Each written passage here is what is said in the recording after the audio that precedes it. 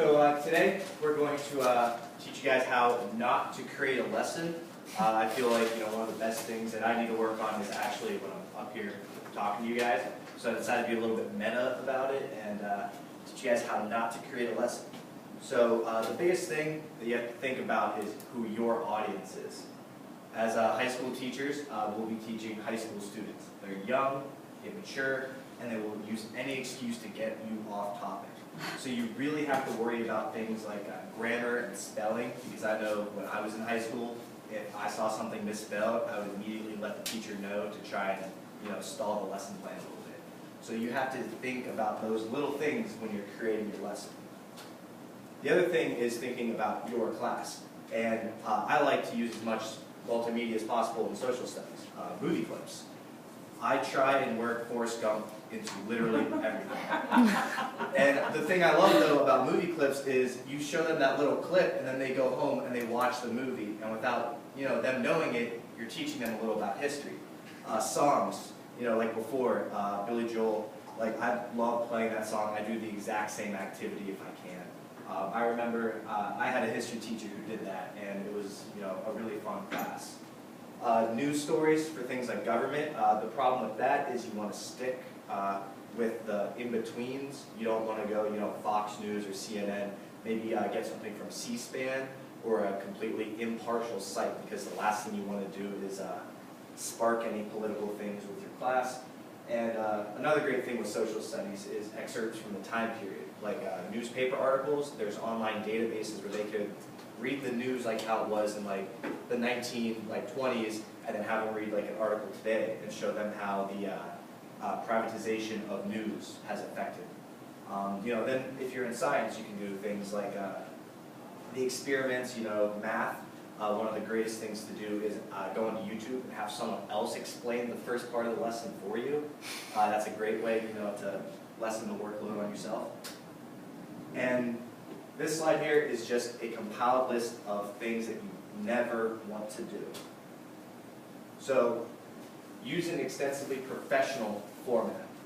This might be good for a business meeting, this whole white on black, but for students, it's going to be a little bit boring. So you want to liven it up a little bit, maybe not too much to distract them. Another thing is getting lost with your transitions. As you see here, I have the spinning wheel transition. So if I want to try and make a point directly after, I have to wait for it to flash up. And when it flashes up, that takes time. If I'm sitting here waiting for the words to get on the screen, it's going to take up time. The students aren't going to write it down unless it's up there, so they're waiting just as long as I am. Another thing that you really want to do is, or not do, is read word for word off the slide. If you're just standing here, now I have to wait for all this text to flash up before I can start talking. It's really boring. Your students aren't engaged. So that's one of the greatest things. Your students can read, hopefully, so you don't need to read for them. You need to help them with the material itself. You do not want to forego all pictures. See how it's just block after block of text is boring?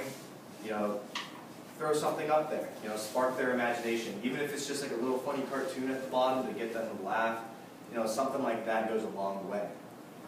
And then something that I personally end up doing a lot and I need to work on is making the list way too long.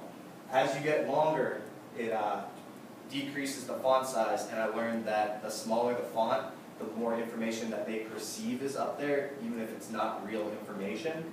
So you really need to be aware and maybe cut the slides. So do 2 slides with the same heading and just add on to the information.